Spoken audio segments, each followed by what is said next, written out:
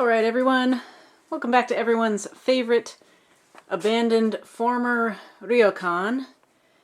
You might recognize this part of the house. I did quite a bit of cleaning back here in a couple of videos, and today we're going to continue to make progress. I will be working in this part of the house while I am patiently waiting for Evan, who has been working on fixing our toilet. We got so much done while we took a week off during this winter weather to focus on improving some of our own comforts here in this house, which we've been living in for about 18 months while we put all of our blood, sweat, and tears, heart and soul into starting our business here in Japan. And we've been neglecting a lot of basic necessities for a house. So while I am back here cleaning out this top shelf, just slowly continuing to go through the belongings in the house and get some things cleaned up, we might have a flushable toilet by the end of this afternoon. I'm going to pick up where I left off the last time I worked in this back hallway, which means I'll be doing some dirty work, just cleaning this cupboard here and getting it a little closer to sanitary. And I think I'll finally be able to pull all the things off the upper shelves in this back hallway so we can finally get those shelves vacuumed and wiped down.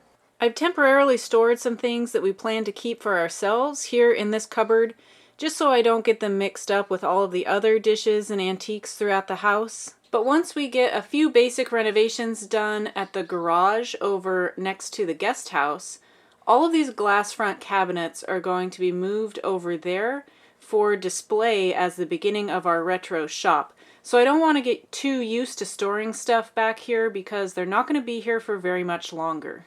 I don't know if you know this, but all of the light fixtures in this house also have plugs. So we can plug the vacuum in to any light in the house.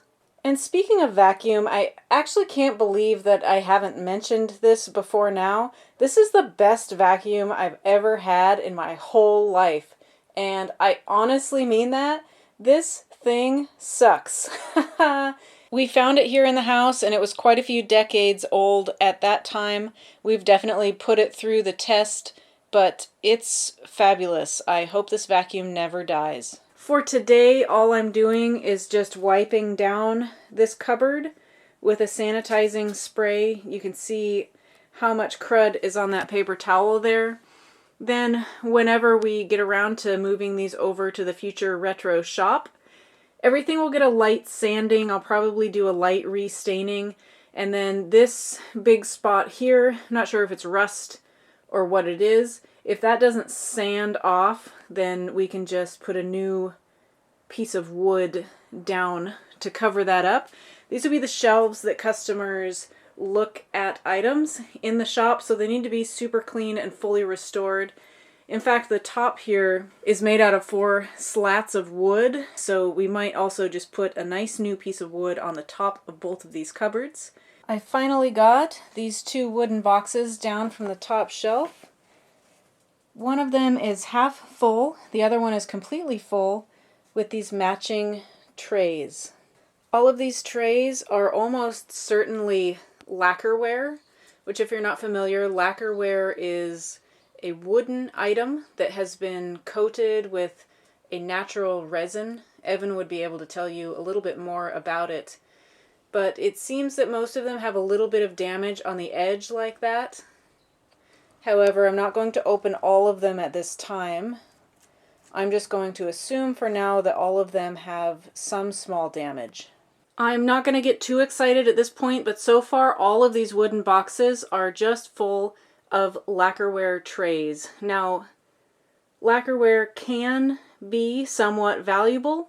I'm not saying that these ones are, but these are definitely something that I'll have to do a little more research in and possibly have appraised.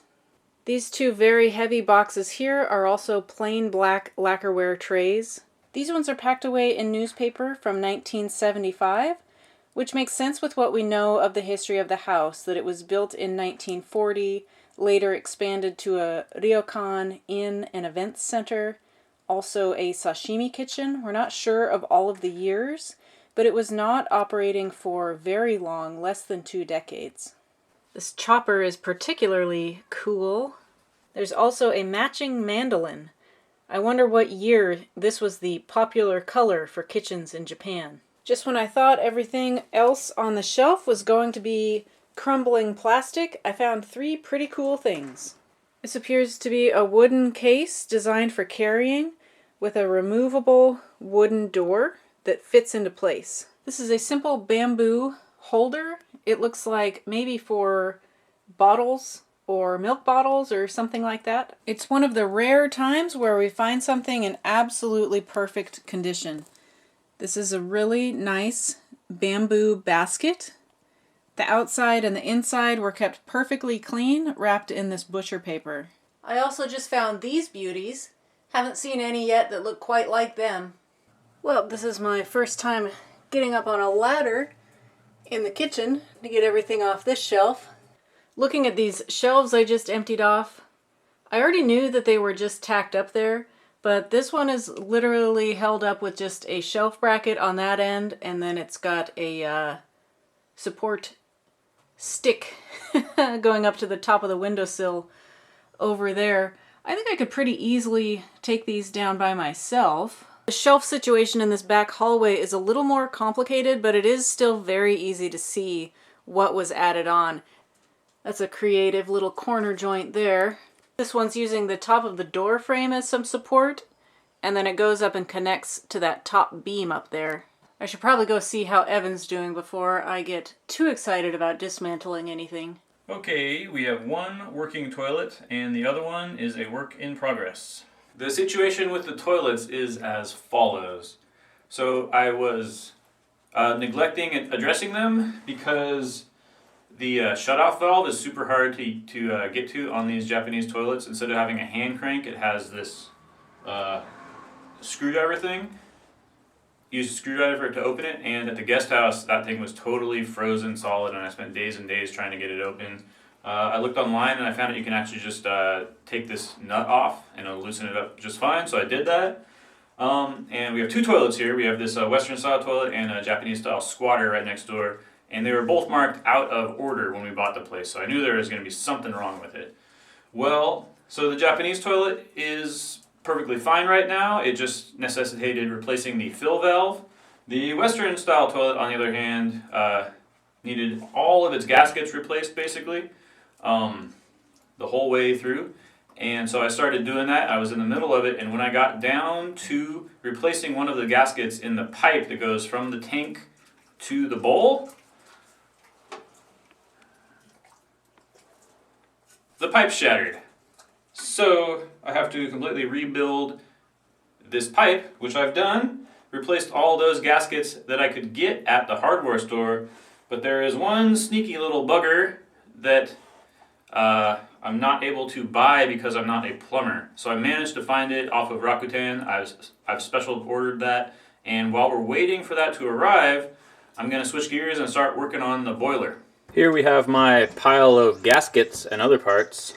We haven't been completely without a toilet for all this time. We have been, in fact, using the manual method of filling this bucket up with water from the sink and pouring it into the bowl and flushing that way. And here we have our lovely boiler and the kerosene tank, which powers it. Now, hooking this beauty back up should be fairly straightforward. Either it's going to work or it isn't, in which case we're just going to have to suck it up and buy a new one. But I was able to find this model online, and it turns out that this is from 1994, so it's much more recent than the rest of the house, and it indicates that the owner was back here doing some work here and there after it was abandoned. So here is where the potential hot water will exit the boiler, and it appears that this pipe was originally routed up and over these windows to this pipe right above the bathroom door. To the left then, where the pipe is wrapped in white, it's going to be feeding the kitchen sink, and to the right and down, it is going to be feeding the shower and tub. I don't think I've shown this before, so I just want to show real quick. This is water pipes Some of these little ones could also be electrical, we're not sure. But this is how all the piping was done in this house on the outside. And then those pipes continue inside the house. They're also visible. So I'm going to check 3 things before I do all this work. The first is going to be to make sure that water comes out of the ground to feed the boiler. The second is going to be that the boiler in fact turns on. And then third, I'm going to be hooking the water from the ground up to the boiler and seeing if that water gets hot. Now we've got the cap off, so let's turn the knob just slightly and see if water comes out. Woo! Now it's time to plug the beast in. And the on switch is actually inside the house. Here we have the super high-tech control panel conveniently located near the shower. And this light here indicates that the ignition has commenced. Just as another little side note, we have not even looked in this bathroom since we purchased the house. I haven't wanted to start any cleaning or anything in here until at which point we got hot water. So once the hot water is hooked up, which I don't want to get my hopes up, but may or may not be soon, then our next project will immediately become getting this sanitary, clean, and at least usable. Here we have the external control panel. This is supposed to be the on light, and this is the heating light. Those don't work anymore, which is inconvenient. No signs of life yet, but it says here on the instructions that I'm supposed to press this reset button twice. So let's give that a try.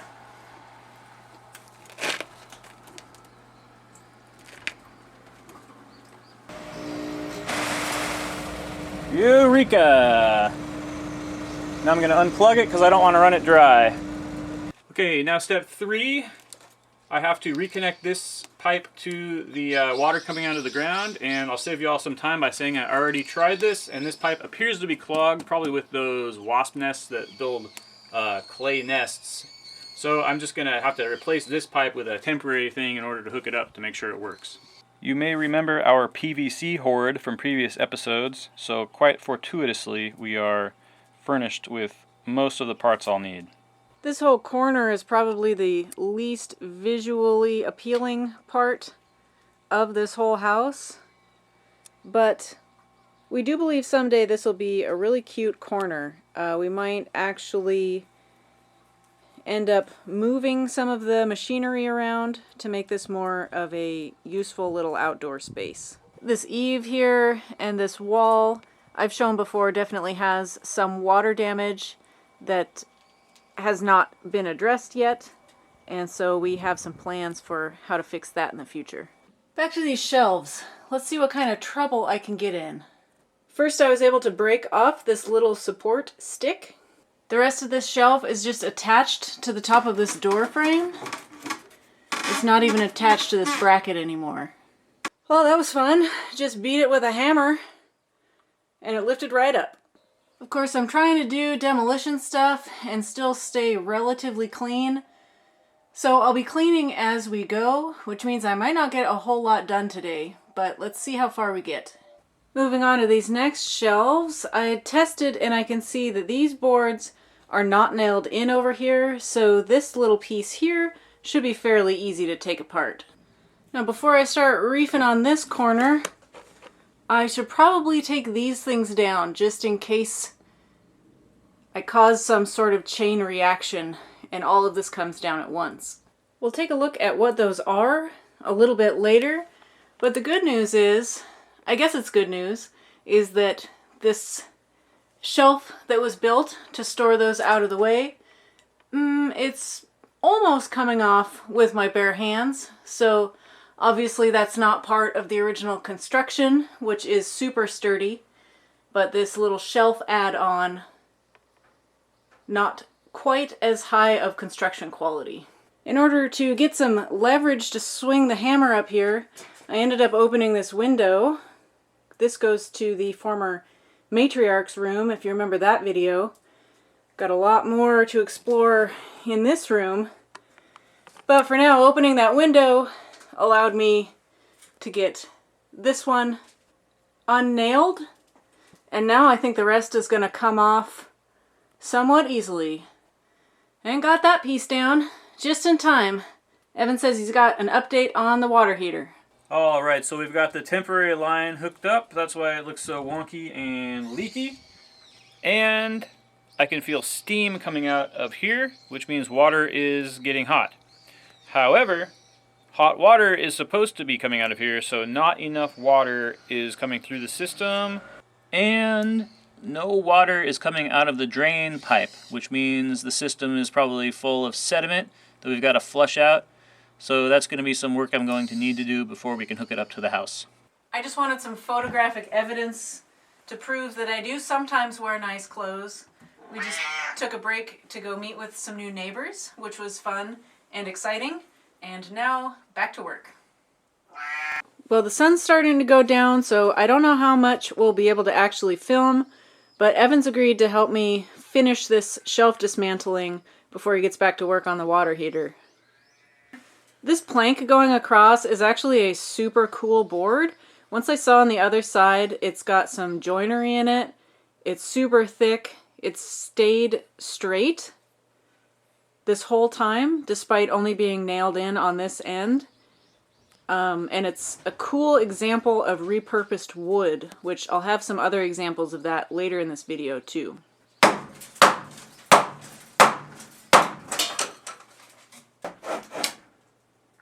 The whole thing moving down there? Do it again. Yes. Evan went to go get better tools, and I got the nails out when he was gone. This is my favorite smashy smashy tool. Fortunately, getting these off, we don't really have to worry about damaging the plaster, because Evan just said, hey, we should knock this wall down while we're at it. We're not going to yet, but that will be the eventuality. Don't think this wall is going to survive the future renovation. I don't know if y'all noticed this hole in the plaster here, but that was the solution for running a wire through the wall. And it goes to the fluorescent light behind me. This one's in there real good. I don't know if we'll be able to get all three of these boards off the wall, but this is obviously not high priority stuff. We're just doing it for fun right now. Here's our first look at the original, formerly outside windowsill, without those shelves up there. Punkon just finished a scream session because he wanted this pink blanket and a little bit of heater. Punkon. It wasn't even cold. Well, the sun's setting behind the mountains here, but we're still going to try and work as long as we can while we still have some daylight. Well, don't tell the internet, but I made a big mess at the end of this hallway again that I just got clean. But all of these things are here just to be wiped down, and then they'll go back to their spots in the house where they will be sorted with other similar items. Okay, I've made some progress on the old boiler, and I think I'm about ready to get her hooked back up.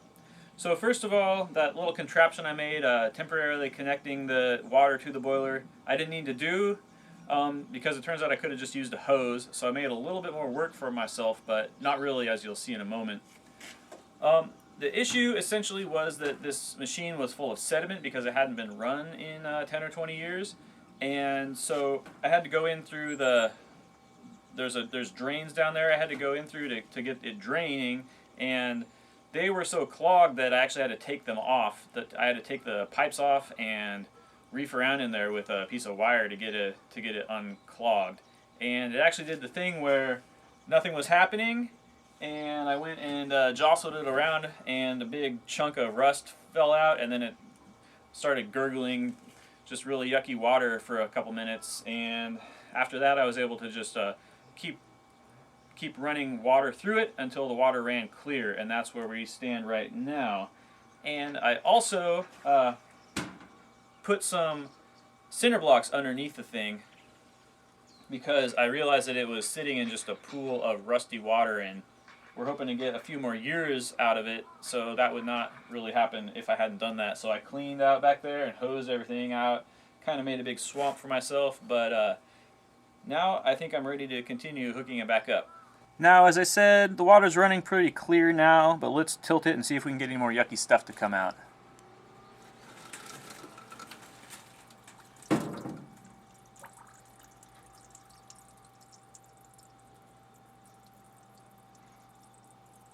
Well, it looks pretty clear, so I'm guessing the inside of this boiler is pretty clean.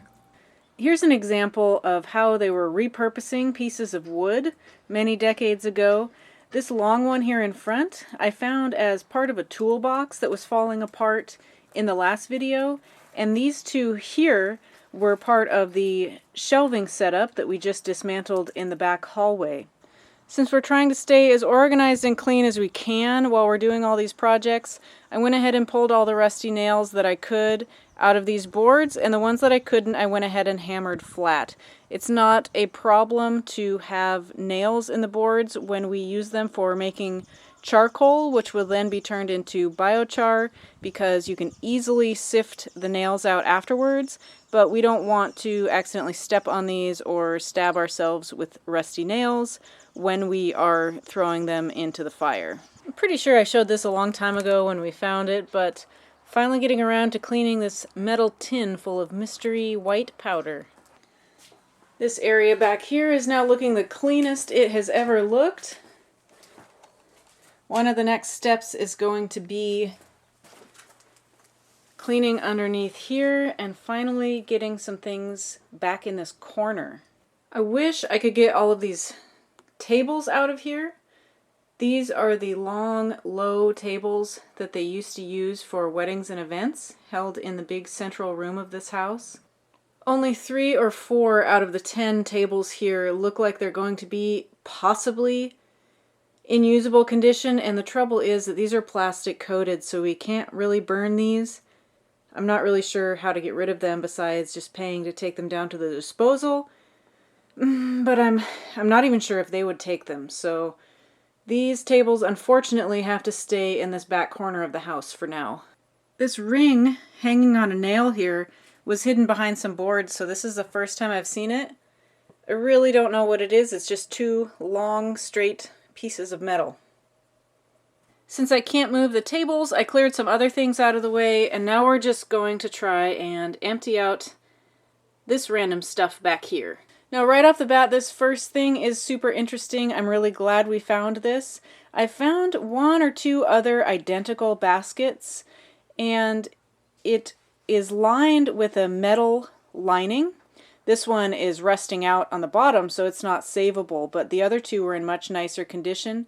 However, I suspected it had something to do with charcoal, and this basket here has charcoal in it, so that suspicion is confirmed. Now, I'm not really sure what it's used for, though, besides just carrying charcoal, but my first thought would be maybe it was for distributing the charcoal to the guest rooms so they can light their own hibachi charcoal heaters in the wintertime. That would sort of make sense because you wouldn't be putting hot coals in a basket, would you? But a metal-lined basket could contain the charcoal dust and any dirtiness that has to do with getting charcoal upstairs and to the guest rooms and not getting it on the tatami. So that's just a thought. What do you guys think? Well, I got everything pulled out of there, and it's interesting. It actually looks like they were collecting all their scrap metal there too. I'll show you that here in a minute, but one of the metal boxes rusted open and left a huge mess of rusty screws back there. So I think in order to clean this up, I am actually going to have to move those tables anyway. Here are the other cool rusty things I found. Quite an assortment. And this is all copper. So we will add this to our copper collection. As I start pulling these tables out of the way, you can see here the stream of water flowing down.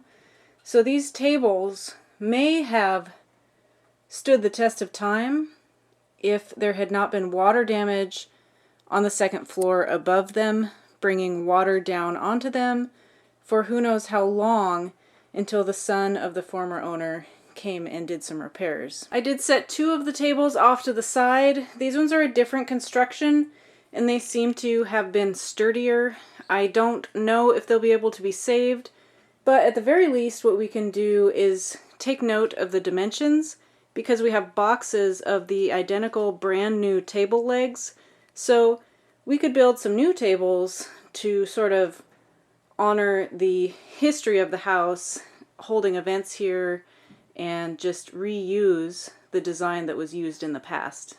It is super unfortunate that none of these 8 tables can be saved, but thankfully Evan pointed out that it should be pretty easy to peel off that plastic veneer. So I brought them outside.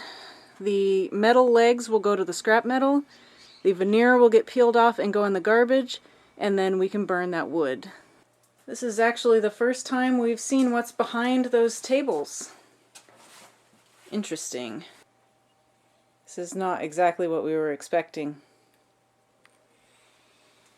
It might not look like much to anyone else, but having this whole corner and back hallway cleaned like this, plus making room for Evan's little makeshift greenhouse here, which I'm sure we're going to be expanding this year. I could do this all day, every day. This is the most rewarding part of this process, going through stuff. Some days, you know, you're just making a mess and you're making things dirtier. And some days it's just like, wow, I actually got all that done in a day, all cleaned up and ready to move on to another project. My main goal while Evan was working on the toilet and the water heater was to get walkable hallways. So now these are all really open, much less claustrophobic than they were before. Almost all of our hallways are free of obstructions. Evan's making progress on the hot water heater, but we have to wait until tomorrow for some glue to dry. So he's going to help me dismantle these tables.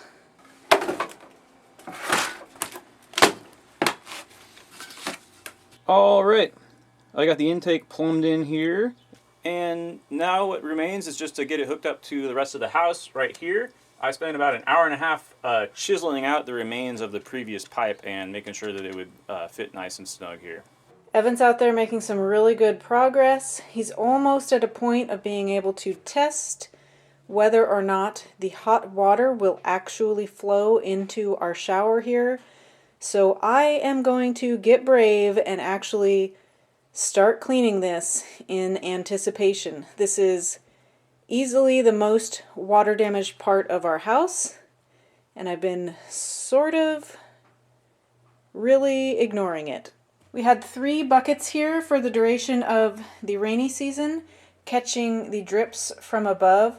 Between the buckets and the tarp, we did successfully catch most water, so most of this is older water damage.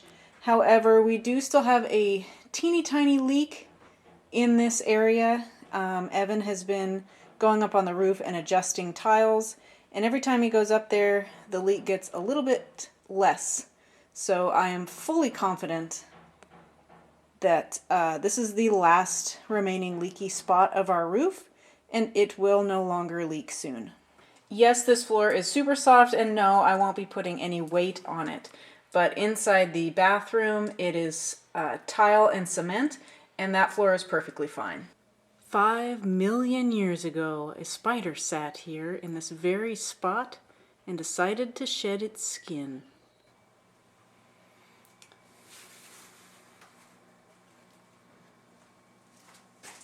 I've stood in this room once before. This is only the second time. These are all the tiles that were still completely intact and did not have chipped corners, so we might be able to use those. Remember that the vintage tiles in Japan from this era are a slightly smaller size than the ones that they sell currently. So we were super lucky last year to meet a neighbor who will be opening a vineyard winery tasting room in our neighborhood, and he purchased a barn that was full of vintage tiles. So we went in there along with many other neighbors and took all the tiles that we could possibly use or need that seemed to match our house colors. Looking closely at this though, I can easily tell that this is a slightly different blue and pink than the guest house. So I'm gonna have to go check my tile stash to see if we have any additional matching tiles. Quick little vacuum. I say quick, it actually took a while. And I also took any loose tiles off the wall. Anything that is at potential danger of falling if I breathe on it has now been taken off. So before we shower in here, I guess we'll probably cover this with some sort of plastic to not cause any more damage, but these tiles are reasonably solid in place. This has only been vacuumed, not cleaned at all yet, but I really like this tub drain. It's metal, so it's super heavy, and it just sits in there. So we'll have to test out how well that actually works. Well, we thought that was going to be the last work day, but we hit a few snags and we had to stop filming for a while while we figured out what was going on. We almost threw in the towel and called a plumber, but I think we're back on track, so let's take a look at our progress. As you can see, we now have the boiler reconnected to the house. But when I opened the tap for the first time, I found two major problems. The first was that the boiler's fuel pump had stopped working, and I think this dirty fuel filter is the culprit. The second was that water was not coming out of the hot water taps. And this is where I just about gave up and started tearing out all of my hard work. But then I remembered something called an airlock, which is basically just air bubbles stuck in the pipes. So I've been working on getting those out, and it's starting to flow freely. The cold water works just fine. We have two places where we want hot water to come out. One is here in the bathtub. The other is the kitchen sink. This white pipe here is the hot water to the kitchen. It doesn't have very far to go, but it was only coming out at a trickle. You can follow that white pipe. It just goes right down this hallway around the corner. It runs along the top of the wall and out the door to the water heater. Alright y'all, well this is not a how-to channel, so we're just going to end the video here. Turns out I'm going to have to go off island again to get some parts to fix the water heater and the other toilet, so it is still a work in progress. I didn't want to end the video without showing a few more cute treasures I've found. Look at this silly thing.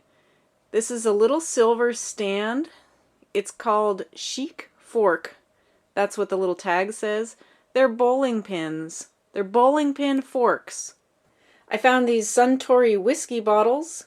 The two big ones in the back are empty, but they're still kind of cool to put up on a shelf somewhere. And the two little alcohol bottles in the front, those are still sealed and full. I also found a couple cool items here. The little fabric pouch there, that is a holder for an Incon stamp. That's Japan's version of a signature. So if you're not aware, they use stamps here. So that is a little pouch to hold your stamp for easy transportation. And then we also found two more collectible lighters. Like so many of the items found in our houses, I don't have any experience or knowledge with vintage or collectible lighters, but I am going to add these to the list of things that I do have appraised at some point. See you all in the next video.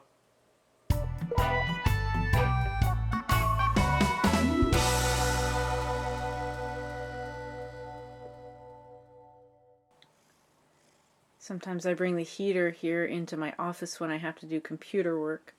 Punkon always follows me. Or maybe I should say he follows the heater. Punkon. Punkon.